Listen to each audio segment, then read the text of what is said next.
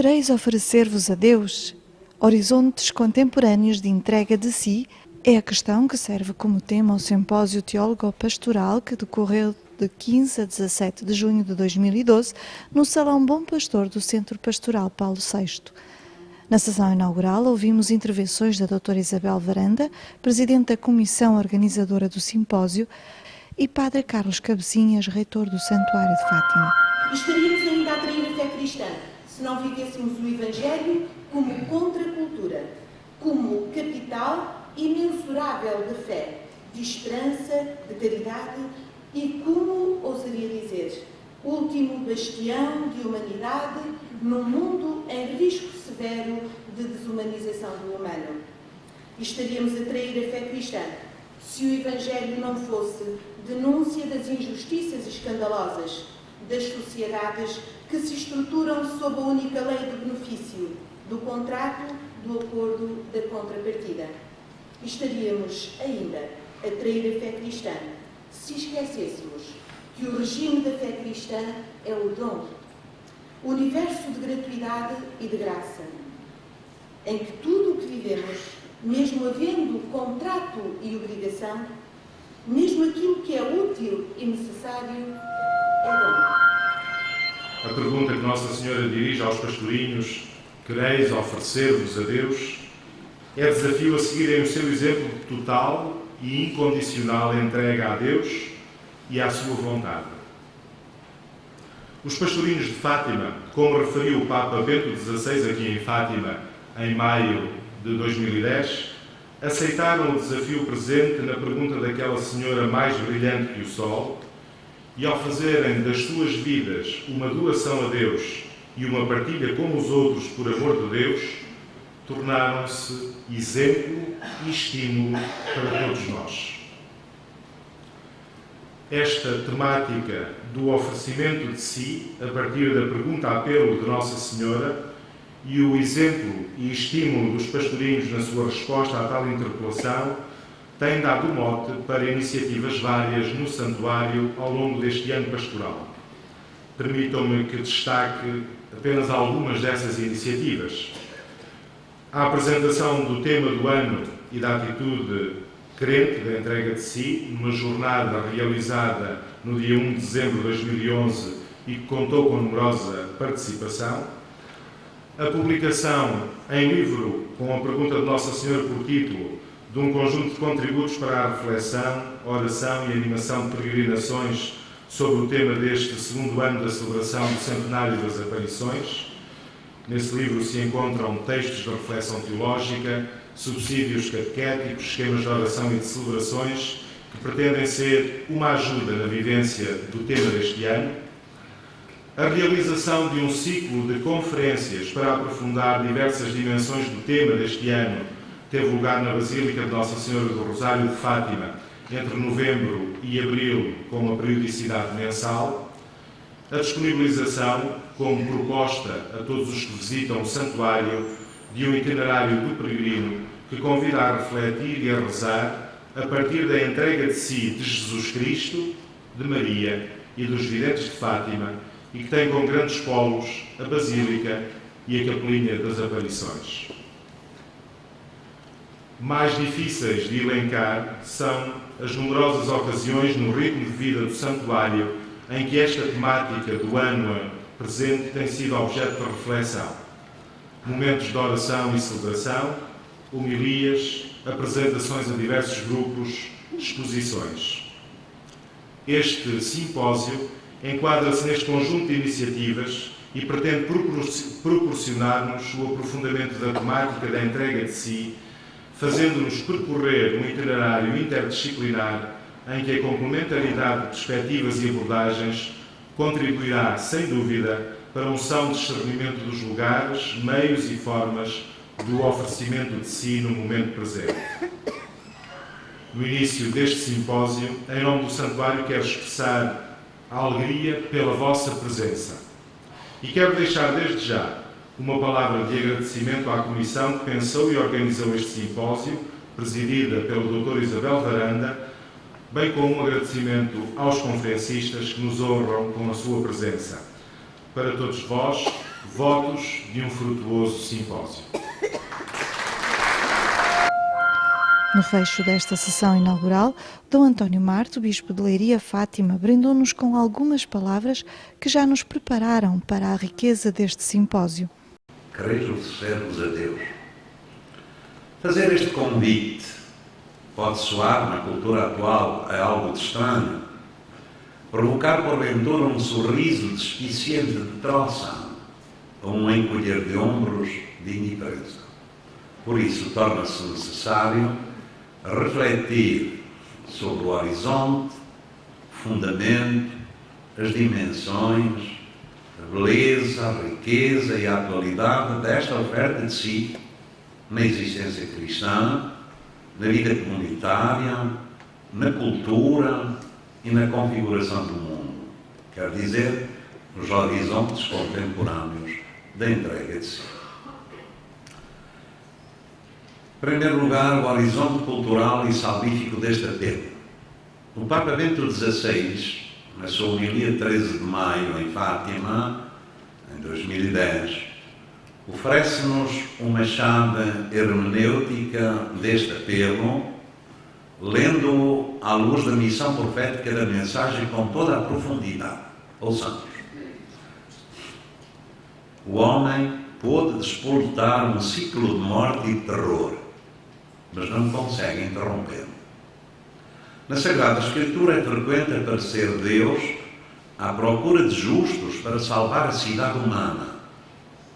E o mesmo fez aqui em Fátima, quando Nossa Senhora pergunta: quereis oferecer-vos a Deus para suportar todos os sofrimentos que Ele quiser enviar-vos, em ato de reparação pelos pecados com que Ele mesmo é ofendido e de súplica pela conversão dos pecadores?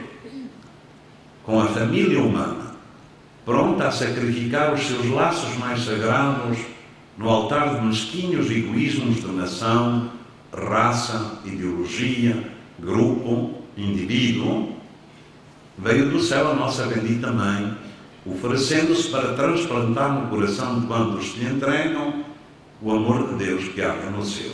Fim de citação. Santo Padre situa, pois, este aspecto no horizonte histórico, cultural e político da época e na perspectiva histórico-salvífica. De facto, este apelo da Senhora não caiu ex abrupto de chofre aos ouvidos dos pastorinhos. Eles já tinham sido introduzidos pelo anjo no mistério do Deus Santo e adorável e no seu desígnio de misericórdia para com a humanidade, caída no abismo da guerra e da banalidade do mal, pelo afastamento em relação a Deus até à sua rejeição. O acento tónico aqui recai, pois, sobre a misericórdia de Deus, que suscita em resposta a oferta de si mesmo como dom e missão, e que se deve manifestar na existência crente para a glória de Deus e do seu amor no mundo e para a reparação do pecado do mundo, a começar exatamente pela conversão dos corações. Pelas 10h30 teve início a primeira conferência deste simpósio com o tema Quereis oferecer-vos a Deus, a mensagem de Fátima como interpelação ao sentido da vida e da história humana, com o padre Eloy Bueno de La Fonte, da Faculdade de Teologia de Burgos, em Espanha, que nos falou que o único modo de vencer o mal é combatê-lo, e isso o faço quando o meu valor de misericórdia me faz proteger o outro e não deixar que o mal se alastre para o outro. El único modo de frenar el mal, de derrotarlo en su terreno, es cargar con él.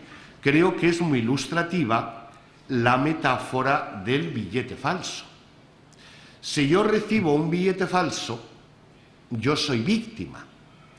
Pero si ese billete falso, como pide la reacción espontánea, yo intento pasárselo a otro para liberarme yo de él, entonces ya no soy víctima, soy también culpable.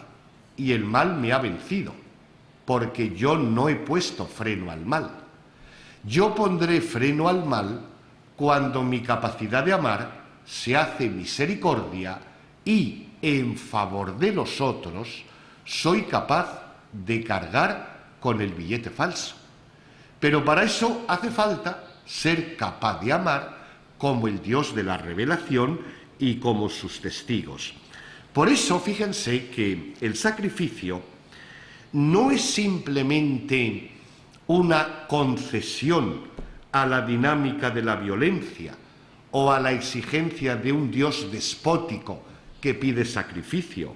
No, no, es la asunción del realismo de nuestra historia precisamente en favor de nosotros. Terminada esta primeira conferência e num momento de pausa, tivemos a oportunidade de entrevistar o Padre Eloy Bueno. Você falou que hoje é preciso criar alternativas para a cultura, para colocar freio ao mal. Quais são essas alternativas? Dicho muy sencillamente, yo creo que es la existencia cristiana en su normalidad, ¿no? Porque yo, viendo sobre todo la actitud de los tres pastores, yo veo siempre en ellos, por un lado, la dimensión de testigos de una experiencia mística que se hace a la vez también dimensión profética.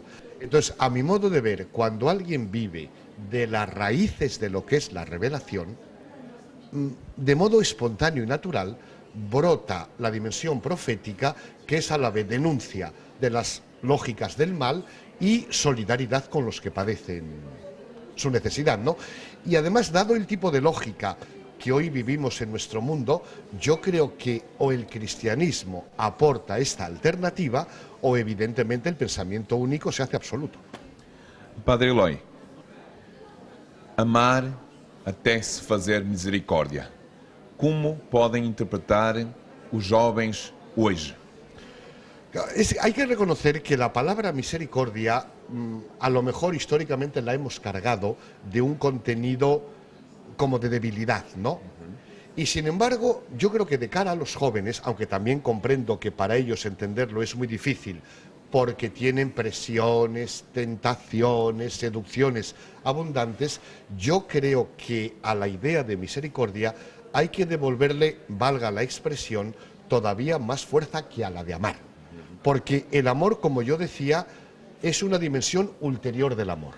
Es decir, el amor es más fuerte que cualquier tipo de rechazo. Y para eso hace falta un coraje y una energía que yo creo que puede venir con mayor claridad de los jóvenes, ¿no? Entonces, aun comprendiendo la dificultad que ellos tienen, creo que son los que mejor pueden vivir la energía que requiere un amor que sea misericordia. Pelas 12 horas iniciou-se a segunda conferência do dia, que foi da responsabilidade do professor Bernard Bourgine, que expôs sobre o tema A Experiência da Cruz no mundo em busca de bem-estar e felicidade. Em Marcos, capítulo 8, versículo 31 e 33, que nos recorda e reforça no capítulo 9 e no capítulo 10, como que Jesus, através desta repetição, prepara os discípulos para a dura realidade da cruz. Nestes diferentes anúncios de paixão, duas coisas se salientam. Por um lado, a lucidez de Jesus, em contraste com a incompreensão dos discípulos. Jesus faz prova do realismo e nada do que é engendrado contra ele, nada muda a sua palavra e a sua ação. Ele deseja anunciar o reino que virá, através dos seus ensinamentos e dos seus milagres, e que passa pela doação da sua própria vida e do sofrimento por causa das multidões. Marcos, capítulo 10, versículo 45. O reino de Deus torna-se próximo através da sua presença e provoca a cada um a decisão a favor ou contra de revelar em si o segredo do coração e da sua consciência, suscitando a colaboração, mas sem despertar também uma resistência feroz para não se deixar prejudicar pela autoridade.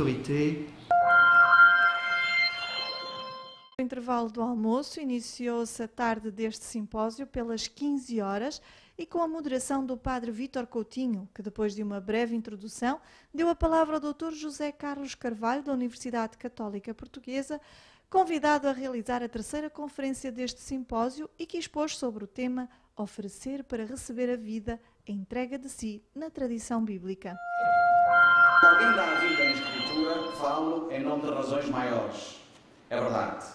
Que podem nem estar explícitas à partida. Mas mais do que dar, dá-se, entrega-se. Então que recebe? Recebe algo, alguém, que atinge com isso, que conquista a própria vida ou a de Deus. Numa cultura como a nossa, como temos vindo já a ouvir, demasiado preocupada com o self, procuramos considerar que a curiosidade também, este contexto, integra-se e ajuda a tornar pertinente a nossa questão. A Escritura dá várias respostas a estas perguntas, mas apenas uma aqui, por isso é que eu digo que estávamos antes. Qual é a relação entre gratuidade e intenção ou sentido? E visitar o campo bíblico, nos testemunhos da entrega de si, pretende apenas ajudar a detectar o sentido autêntico da dádiva pessoal, para com isso fazer, como escreveu Paul Ricoeur, corresponder à maneira de existir proposta pelo grande código. Ele está a usar uma expressão de Norbert Freud. Então, quais são, digamos, alguns dos momentos principais da Escritura?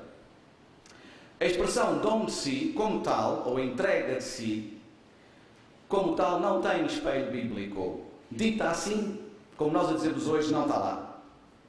Mas não quer dizer que não é por ser igual à nossa que não está. Ela surge de outra forma, como o entregar, o pôr a vida, o partilhar a alma, o partilhar a própria vida, dar a sua alma, esvaziar-se, ou dar a si mesmo.